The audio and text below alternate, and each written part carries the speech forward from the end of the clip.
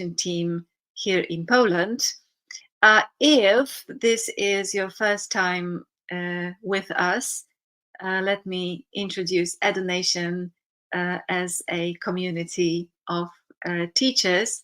We have been very active for the last 8 years, very active here in Poland, but also since the pandemic, very active in our global community as well. We are a community of teachers who love what we do, who love our job, and who would like to be better and better doing what we do every day in our classrooms. We teach languages, mainly English, but in Poland we also have a lot of teachers in our community who teach other languages or even different subjects, not just languages. But here in Edunation Global, because it is in English, we mainly address English teachers around the world. I would like to kindly ask you to say where you join us from. We very often have our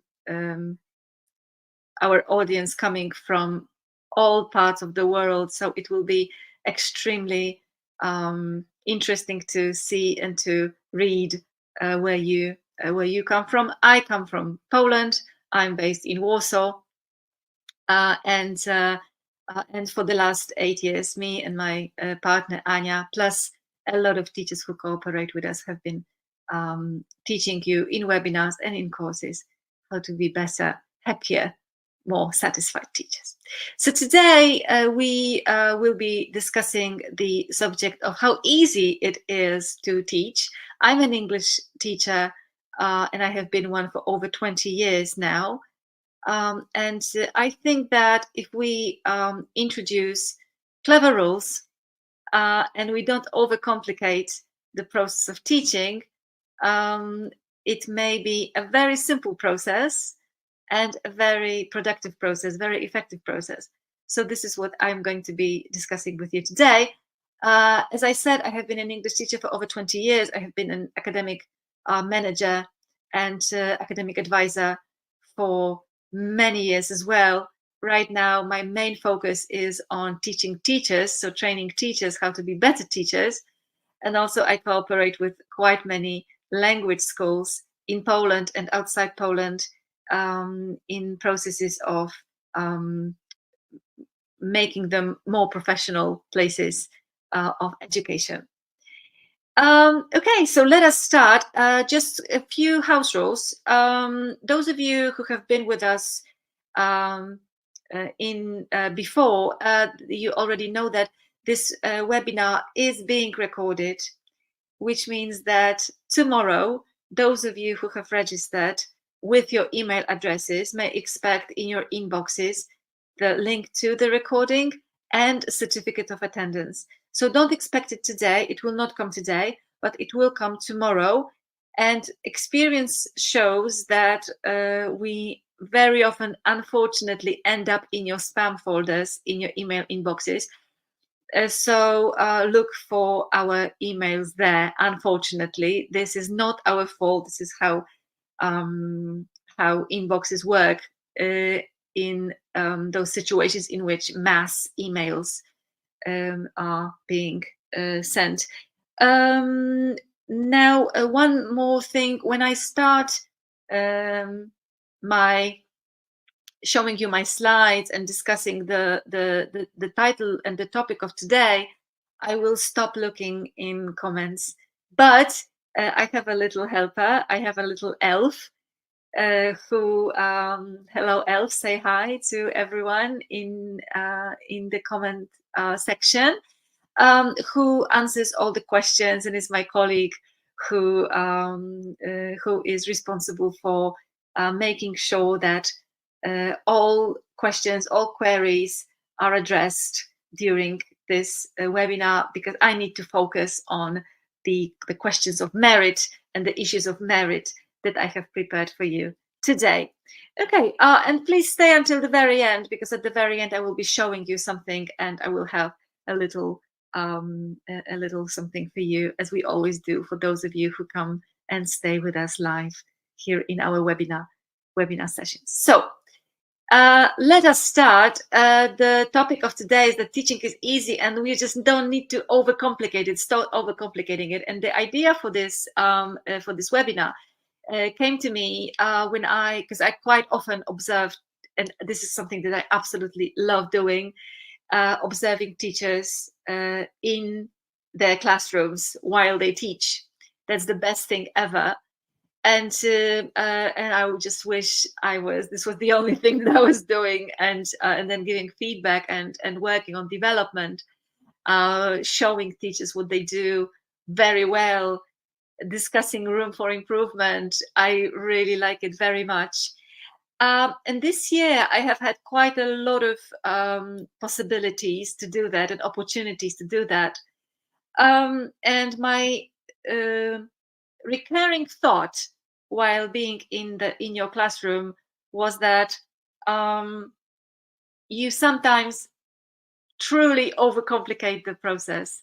So I decided to do a session for you showing 10 rules of having a classroom that is simple, well organized, and effective, and hopefully, and also I will be showing you ideas for a live classroom and online classroom, because I know that some of you, this is what's happening in Poland, but I'm pretty sure that it's happening around the world as well. Some classrooms have not returned to live options. And for example, my students, I teach some adult people, I teach English to some adult students. They have not returned to live classrooms. So, but by saying returned, I mean, of course, after the pandemic. So they decided that online option is better, or was better for them, and we stayed in our classrooms online. So please comment in the comment section, or write a comment whether this happened to you too, at least to some extent. But I know that quite a lot of language schools in Poland shifted their activity from being 100% online language schools to being at least partially online schools. Why? Because clients and students decided that online education was better for them. So now they have a choice, and a lot of language schools in Poland operate in this way, that they give students a choice whether they want to stay in a live classroom or whether they want to join the school or continue their education in the online manner. So that's why I will be showing you today these rules and situations and activities. I will be also discussing how it may operate in a online classroom as well. So let's not overcomplicate this. Let's look at what those simple rules are. By inspiration, or for inspiration, I will show you as well the books that I very often work with, and the books that for me are like Bibles, the Bibles of English, for English teachers. Penny Orr's 100 Teaching Tips. I absolutely love this book. And of course, Jim Scrivener. I always show his books in webinars. Classroom Management Techniques. I've got my copy that is written all over. I've marked, everything is marked in different colors. It looks like probably no one would want ever to use that book again, but it's my it's like every day I look into some bits and pieces of it and learning teaching. What I noticed by Jim Scrivener as well, what I noticed is that I have been an English teacher for over 20 years, like probably over 25 years now, and I still find interesting bits and pieces in these books, those that accompanied me when I started, or when I was a beginner teacher. I still find them very useful, and that's just beautiful. I think how universal these books are. So this is inspiration for you in terms of what to read if I want to be a better teacher. And there will be one more inspiration at the very end of this show what I'm saying, the webinar today, sorry. So we will be discussing good and effective methods, and I will show you these methods and these practices right now. We will be talking about planning, we will be talking about communication and activating students in person, in groups. We will be talking about using the board, which I, to my horror, see that fewer and fewer teachers do. We will be talking about practicing all skills, elicitation, monitoring. We will be talking about feedback, and we will be talking about error correction, presentation, practice, production. Obviously, we will be talking about repetition, and the last point, last but not least, we will be talking about testing. So a lot of work ahead of us. So rule number one for a simple and effective process, language teaching process, is that you need to plan. You need to plan a lesson, and that's a very simple rule. I think coming to a lesson that is unprepared is much more complicated, and it's complicating your life much more than coming with a plan. And planning a lesson with aim in mind. So thinking or asking yourself a question: what do I want to achieve with my students in this classroom, in this class? And how am I going to deliver? And how am I going to push my students and make sure they achieve this aim? So planning and coming prepared is a very simple rule.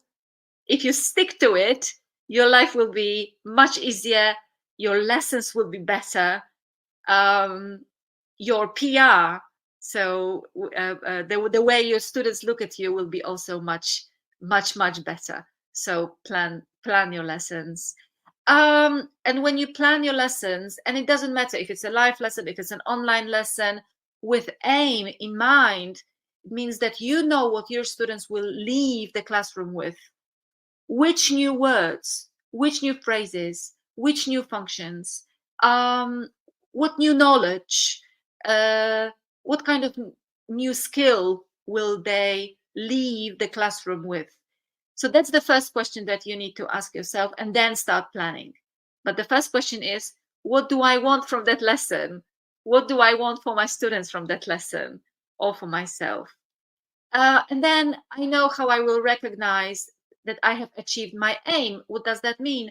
I want to know, and I need to plan the last activity that will show me that my students have achieved that aim. So I'm thinking, what aim? And then I'm thinking, what activity will show me that this aim has been achieved? And then I'm planning how I will lead my students to achieve it. And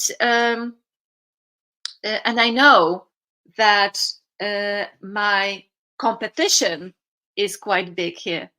And what do I want to say by that? My competition is their mobile phones. My competition in online lessons are all the windows open. My competition is everything that is going on outside. And if students sit by the window, they will immediately want to see what's going on outside. My competition is their classmates sitting next to them and chatting. So what I need to do, I need to plan my lesson knowing that I have very big competition. And by competition, I mean, of course, we compete for their attention and for their focus. And I need to plan the lesson in a way that will help me win this competition. So with a lot of changes, with dynamics, with swapping seats, with at least several different activities planned, and that's why you need to have a plan. You need to have a plan that will have dynamics. You need to have a plan that will make activities shorter, not too long, especially if you teach smaller kids. And the changes will happen quite regularly and quite quickly, so that you win the competition as far as their attention and their focus is concerned. Rule number 2 of a simple, easy language classroom is that you need to stress communication and you need to practice communication, and you need to activate your students working in pairs and when working in smaller groups. Of course, from time to time, and there are moments in which students need to work individually. And of course, there are moments in which you need to work with your students as a whole group. But having said that, the main focus should be on students talking to each other at the same time, not allowing too often a classroom of, for example, 10 students, 12 students, in which you discuss questions like that. So me, student A, student B, student C, student D, student E, student F, and so on. That sort of plenary activity should be limited to a minimum. Sometimes it's necessary, but it should be limited to minimum. Students should be talking to each other in pairs, in smaller groups, simultaneously, and you monitor. And about monitoring, we will be discussing. We will be talking a little bit later. So when you discuss in a regular live classroom, obviously this is super simple. You just ask students, you work together, you work together, you work together. Or you say, okay, count to 3, 1, 2, 3, 1, 2, 3, 1, 2, 3. Ones work together, twos work together, threes work together. Now, in an online lesson, you have, for example, in Zoom, you've got breakout rooms. So you, and it's much faster. And I like breakout rooms in Zoom very much in my online lessons, because the division is much faster. You have manual division, you have random division, so automatic decision. So Zoom decides who will work with whom, and I like this option very much as well. And doing the same in an online classroom and in live classroom is no different at all. So, and your monitoring possibilities are in both live and online version very, very similar. So communication, pairs, groups, very simple rule. Let me remind you, first, you plan a lesson with aim in mind. Second, you make sure that students communicate as much as possible in this class. Rule number 3, which is a very simple rule, very traditional rule. As I said a couple of minutes ago, unfortunately, I'm very sad to say, I observe a lot of lessons with no board involved at all, which is extremely surprising for me. And this is probably the biggest surprise of this year, is that I have observed probably about 30, maybe 40 lessons in the last couple of months. And I could count with fingers, just one hand, lessons in which I would say the board has been used to its best potential. Maybe 2 lessons that the board was really superbly used. I have seen a lot of lessons in which there was no board whatsoever. And board is extremely important, because this is a place that is directly in front of your students' eyes. And this is a place that your students may be looking for a very long time and encoding by looking for a very long time words, expressions, and you need to plan it. Therefore, you need to plan it. It cannot be a place for rough notes. There may be a place in your board or on your board in which there will be rough notes, but ideally, it's a simple rule and a very effective rule. You need to plan your board for your students to be looking at words, phrases, structures for the length of the whole lesson, 45 minutes, 60 minutes, and encoding the letters, the way it's written, and so on. So planning board and planning visuals are extremely important and very simple rule. It's not a complicated rule at all. Have a planned board and have planned visuals. So, of course, in online lessons, it's the same situation. You can plan What's more, in online lessons, you can have this board prepared before the lesson, which speeds the lesson up and makes it even more effective. So you may that this is something that I like about online lessons very much, is that my board can be prepared before before I have started the lesson. And one more aspect of the board, both in the live and in the online version, is that it's a super place and a super way of activating students. And this is actually something that I really don't see that much in lessons that I observe. I don't see students coming and doing something on the board. Maybe, as I said, I have observed in the last couple of months, I have observed maybe 30 to 40 lessons, and I can recall right now maybe 3 lessons in which I saw that a student was asked to approach the board, or students in pairs, for example, were asked to approach the board and do something on the board. And I think it's a very good way of activating students, making them pay attention more to what's going on in the classroom. And as well, in online lessons, you can ask students to cooperate. You send them a link to your online board and a virtual board, and they can cooperate with you creating the board. So I think it's a very good idea and a very simple rule. Now, about visuals as well, there is nothing that will motivate your students to speak as much as pictures and as photos. And I like using Unsplash very much. I don't know if you know it. There are a couple of services in which which offer stock photos, which are commission free and are legal to use. So Unsplash is one. There is a second one called Pixabay. There is a service called FreePic.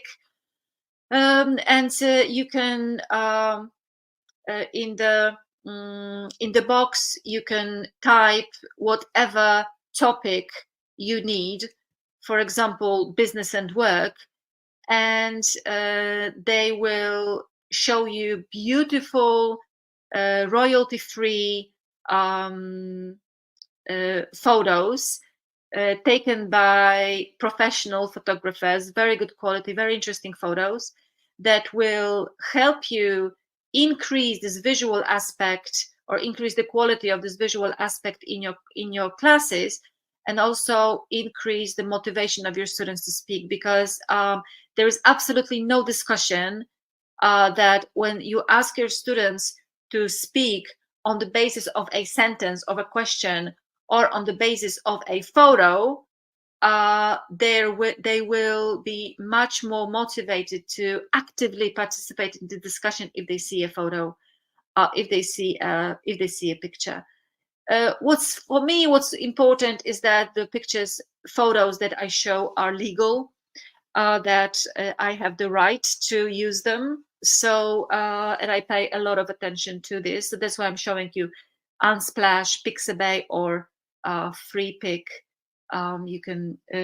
I'm sure that there are others. You can write in the comments if you know any other examples for the inspiration of everyone who is here with us today. Very simple rule, and making teaching easier and effective. Rule number 4, that is a super simple rule, and it's not that easy to overcomplicate it, is that in every lesson, each skill should be practiced. And by skills, I mean reading, speaking, writing, and listening. And of course, I know that you teach 30-minute lessons, 45-minute lessons, 60-minute lessons. It's not easy to practice each skill for a long time. But by saying that each skill should be practiced, I mean even on a micro level, even in a micro amount, there should be at least one micro listening activity. There should be at least a couple of situations in which your students should write something, but they need to write. I must tell you that as a student of French, I am almost never asked to write something. Of course, fill out, like gap fill exercises, yes, but to write a full sentence or to answer a question in writing, I am almost never asked to do. I'm asked to listen, I am asked to speak, sometimes to read something. But I am almost never asked to write something. And if I was to say which skill for me is the hardest in French, it will definitely be writing. I totally don't know how to write in French. So, and again, I don't mean writing essays. I don't mean writing long dialogues. I mean giving in every lesson, giving your students an opportunity to write something in a micro amount. That's super important. So, of course, sometimes we overcomplicate this. So we don't do activities which are pre-skill activities and post-skill activities. So for example, with reading, we don't do pre-reading and we don't do post-reading. Therefore, the reading itself is difficult for students. We ask students to read aloud, which really, if we want them to understand what they read, it's not the best idea. If we want our students to function better in these four skills, we may want to introduce flipped classroom as a way of making our classrooms a little bit more effective. So we may want to simplify and make these skills a little bit more effective by introducing these ideas. But the rule itself is each skill in your lesson should be practiced. Of course, communication, speaking most, but there needs to be micro listening, there needs to be micro reading, there needs to be micro writing in every lesson that you teach your students. Rule number 5, which is a super simple rule forgotten by some teachers, is that your students should be the primary source of information and source of answer and source of knowledge in the class, not you. So elicitation, eliciting, not being the first person to answer questions, having this automatic habit of not answering the questions yourself. So for example, a student asks you a question and you know the answer, but you don't want to be the person who answers. So you develop this habit of or this movement of your hand, encouraging or urging your students to answer the question. And then if no one knows the answer, then you answer. But your first movement, your first gesture is, anyone? My students know that I always do that. If someone asks me a question, I never answer first. I answer last. Very often, most often, there will be someone in your classroom who knows. So elicit knowledge, elicit answers, elicit words from your students before you input yourself. So just to quickly remember or remind you, your students, I'm sure about that, know more than you expect. And in a class of 10, 12, 6, 8 students, there will definitely be someone, or most definitely, or probably in 80% of the cases, there will be someone who knows what you want to say yourself. So always start with someone with what they already know, which means that you will reduce the teacher talking time, which is good. Teacher talking time should be reduced. And also the energy level will immediately go up. Of course, this elicitation should not take too long. You need to be prepared to cut it after a couple of minutes, a minute or two, but it should regularly happen. Now, rule number 6 and 7, I put them together because they are very much interconnected, are two super simple rules: monitoring and feedback. They are connected with what I said a couple of minutes ago about communication, about asking your students to work in pairs and to work in smaller groups.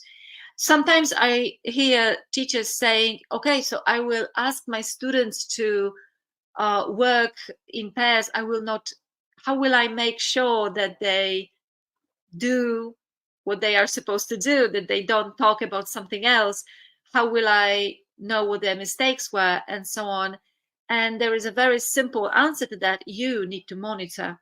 So when you ask students to work in pairs and they start completing the activity, you stand up and you walk around the classroom, listening to how they complete the activity, writing down all the beauties that they have said and all the mistakes that they have made.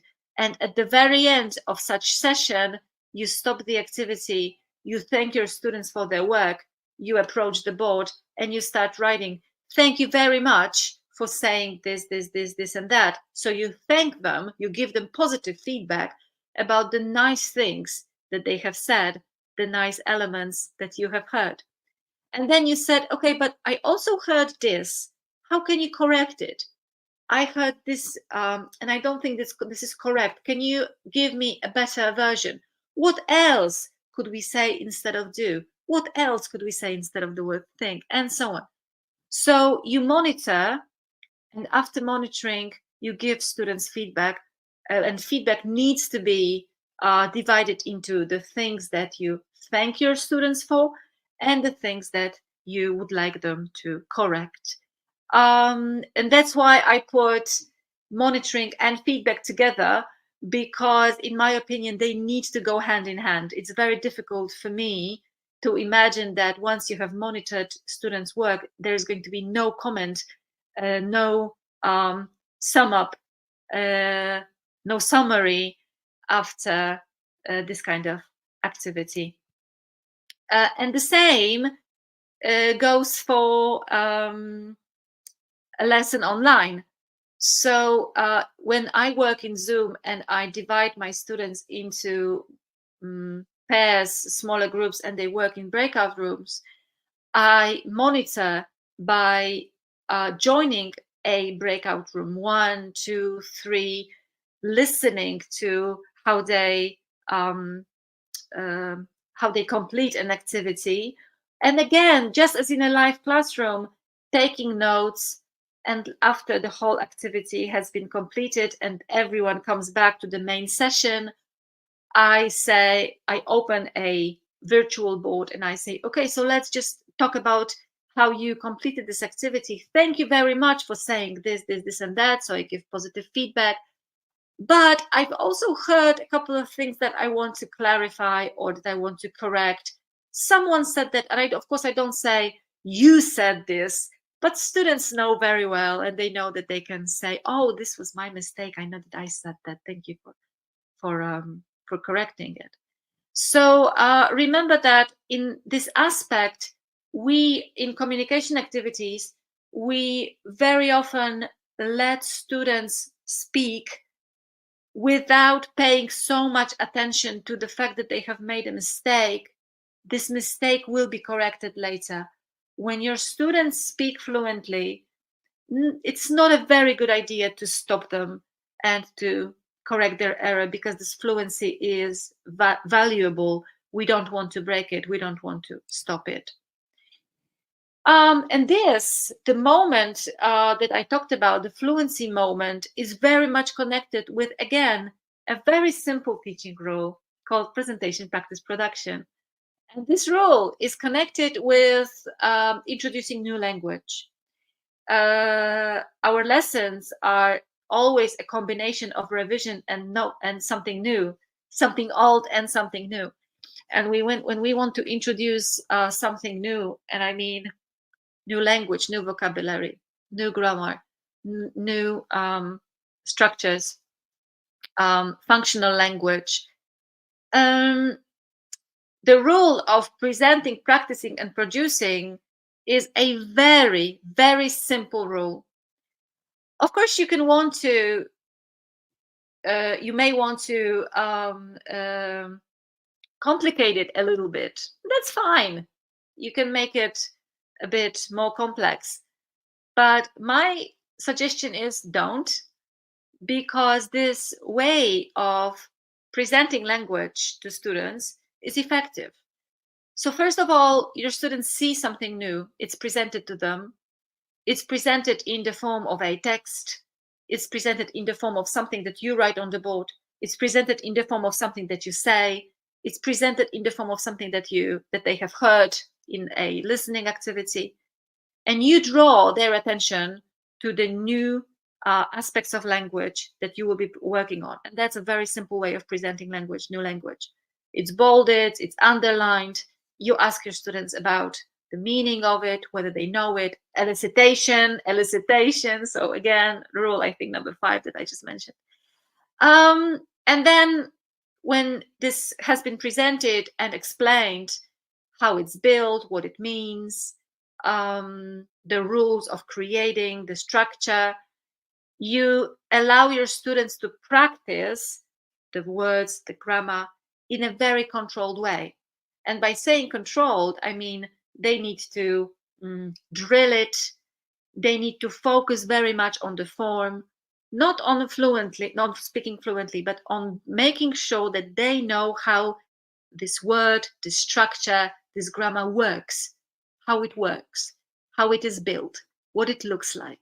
Am I able to build it myself? Am I able to build it and then make it automatic? And once it's done, you may allow your students to discuss, to speak to each other, to create fuller expressions, fuller utterances, using this language. And during the second P phase, when your students make mistakes, you stop them and you correct these mistakes immediately. And this is accuracy. But then the third P is about their fluency. And when you want your students to be fluent, please don't stop them, but wait. Once they've finished, you may correct the mistakes.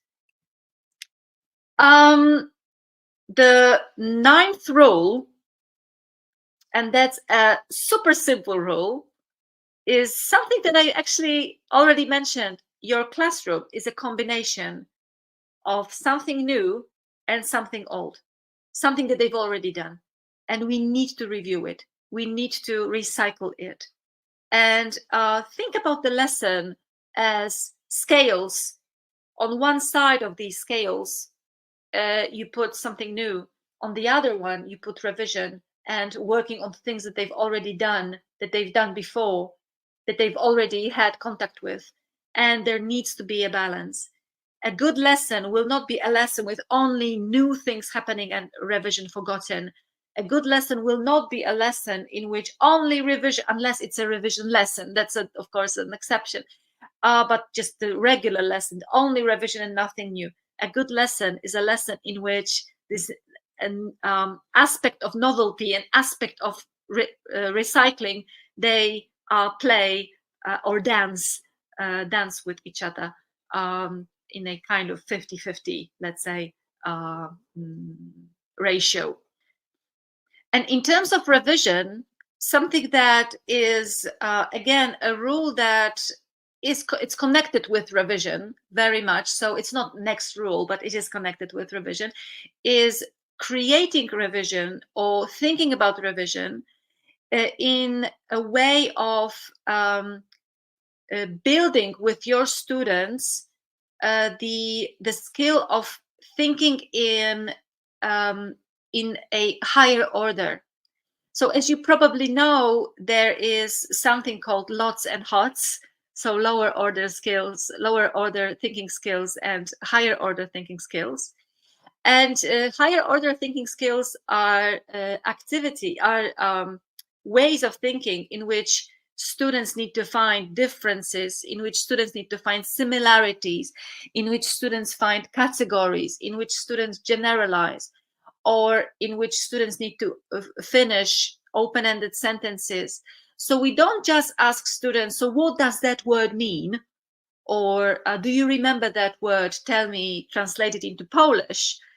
That would not be called a higher order thinking skills. But for example, giving students 5, 6, 7 words that are randomly taken from your record of vocabulary and telling them, so these words we covered or we learned last month. Let's try to find differences. Let's try to find categories. Let's find similarities between these words. Can you generalize about that issue?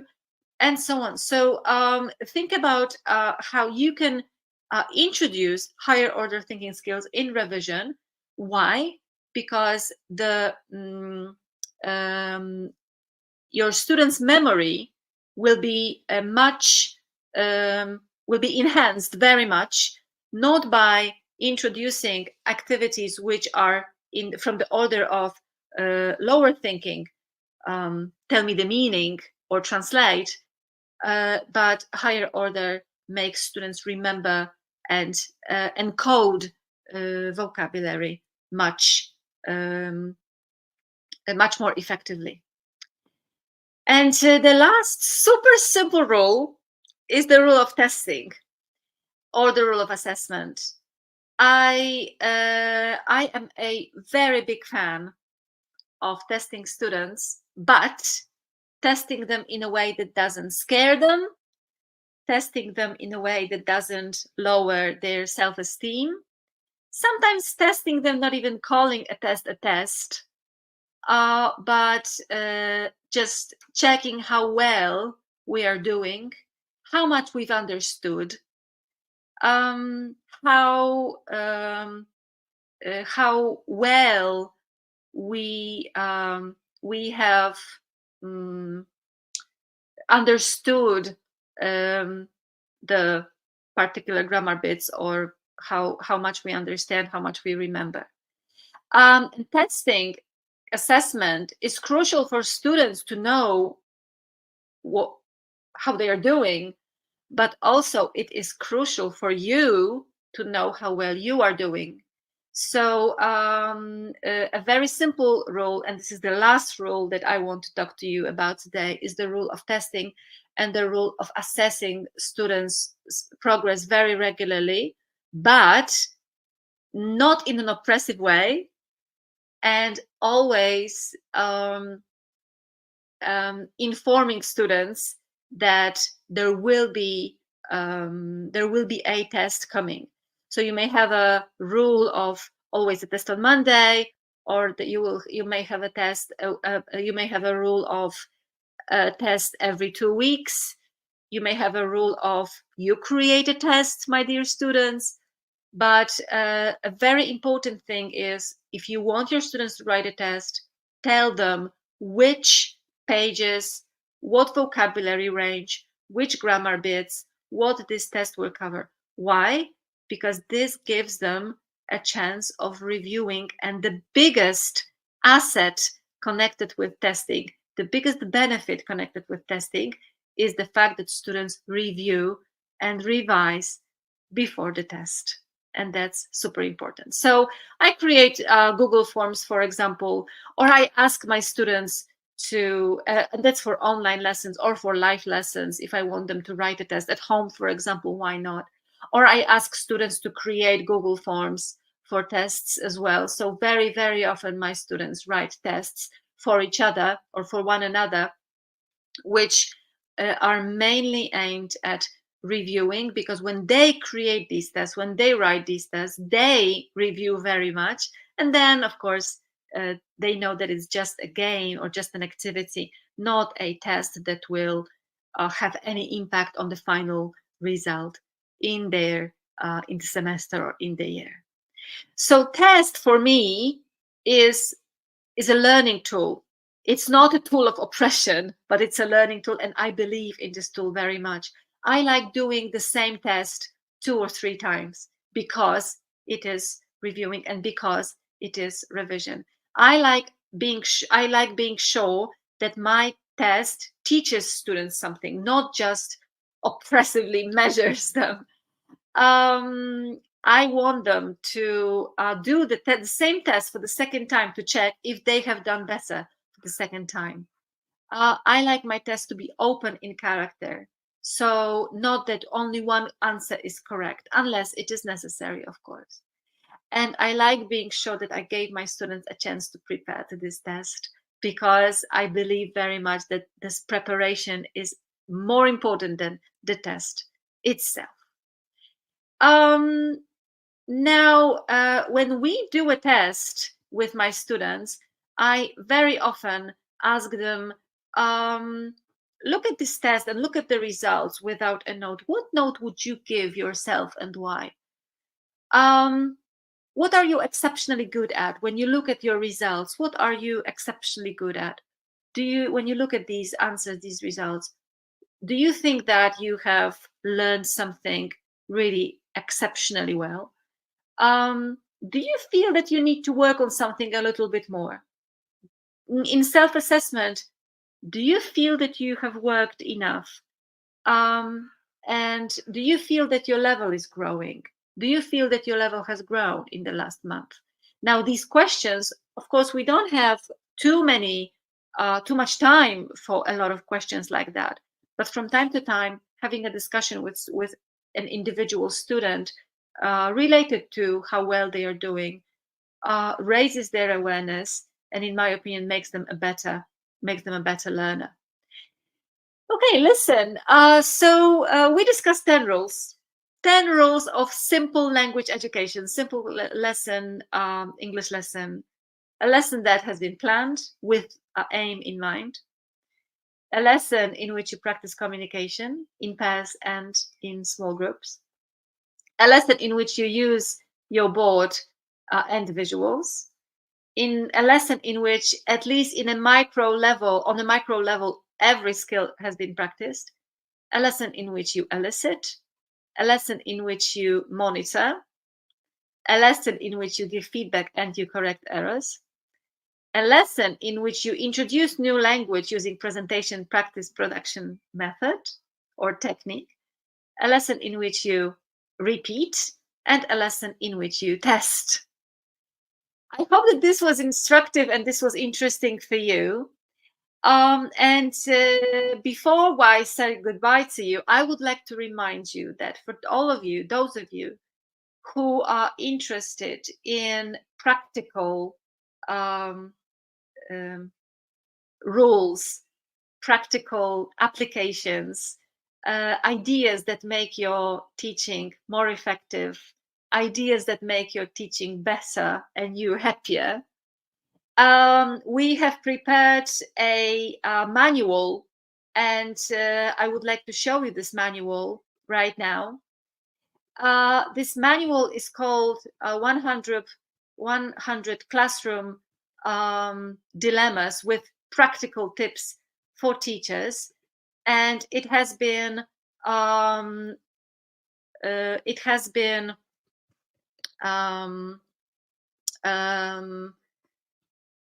the market. Let's say it's an ebook, so on the e-market for a couple of months right now, with extremely good feedback from your students, from the participants. Sorry, from the teachers who have decided to buy it and to read it.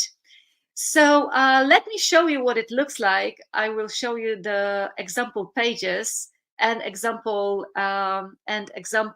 topics. There are 100 chapters in this manual, 100 chapters in this guide for teachers. I am a proud author of it. Each chapter begins with a classroom dilemma that I heard from one of you, because I'm a trainer.